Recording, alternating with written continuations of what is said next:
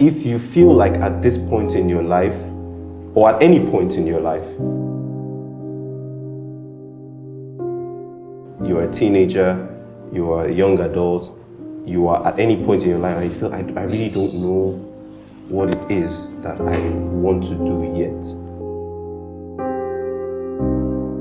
It's okay. It's okay. You will find it.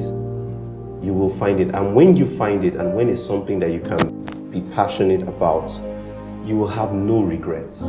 Because everything you've experienced coming as a child is what led you to that point. So every experience, everything that you picked up and dropped was valid. They all molded you and led you to that point. I grew up in a slum.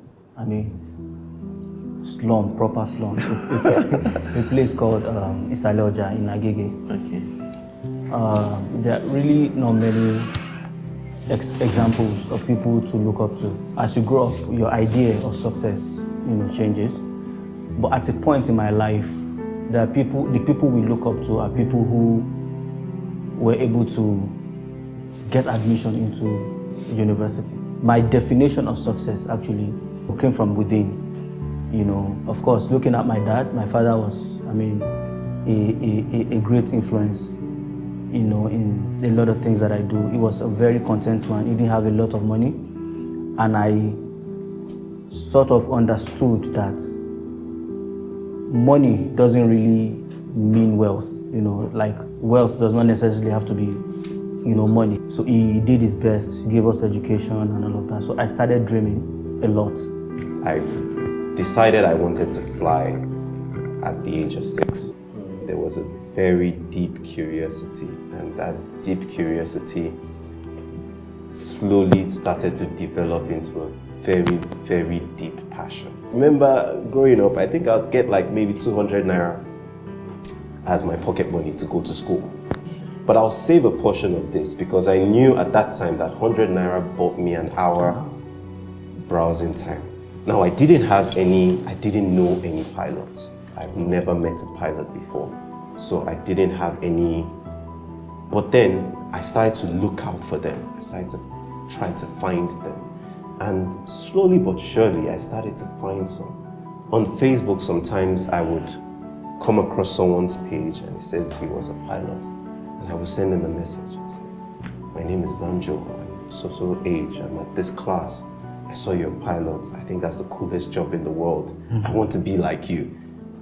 And 9 out of 10 times they wouldn't respond. But then the one time that a person responded, I got to make very good friends. People that I didn't know, people that I had never met before. Some of them till date I have not met them. A few of them over the years I had the opportunity to meet them. But these were people that I got to be friends with. They didn't know me. They didn't know my background. They didn't know anything about me. They just knew that we shared this passion. And some of them, I get their phone numbers and I would call them and then I'll ask them questions. I was a very curious mind. I'll ask them questions and my airtime will run out and they will call me back. And we'll spend 2-3 hours on the phone just talking about airplanes. And these people, there were a few names I can think of that really, really, really helped me. So right now, is there any man, like an older man in your life, that you really like what they're doing and you want to be like them? Yes. Your dad? I mean that's teach something. me how to relate with others and how to show respect. So that I don't follow bad friends. And that's Yeah, dads are amazing. My dad is amazing too. Yeah. My dad actually had a lot of influence on me. Thinking about it now, my dad was really, the person I looked up to. I just wanted to fly because he was such a dreamer, right? In fact, part of the mantra I have now, which is research your fun. I think whatever you're doing that you like doing, whether football or anything, don't just stick to just playing football. Actually research it. Because researching this is what will stand you out. It was my dad. My dad really liked books. He liked vocabulary. He wasn't very educated, but it's one of those people that just is always reading, and because he could read, right? And for that reason, I looked at life from that scope. So beyond the internet and everybody that I've seen, even my friends in school that have succeeded and have done greater stuff, I think my dad was that person.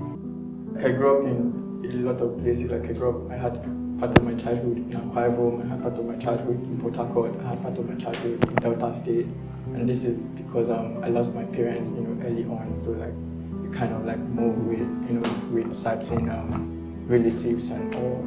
But what I'll find, within these periods would be that you never really have a static image where you're looking at, this is somebody, you're looking out, you're looking up to of some sort.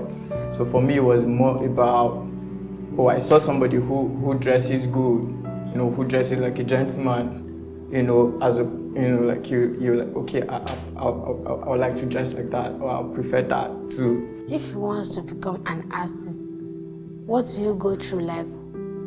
Those things, Ruga sang his first song before getting signed by Jazz Award. Let's start with talent. You first need to have talent, and then hard work. You have to practice consistently.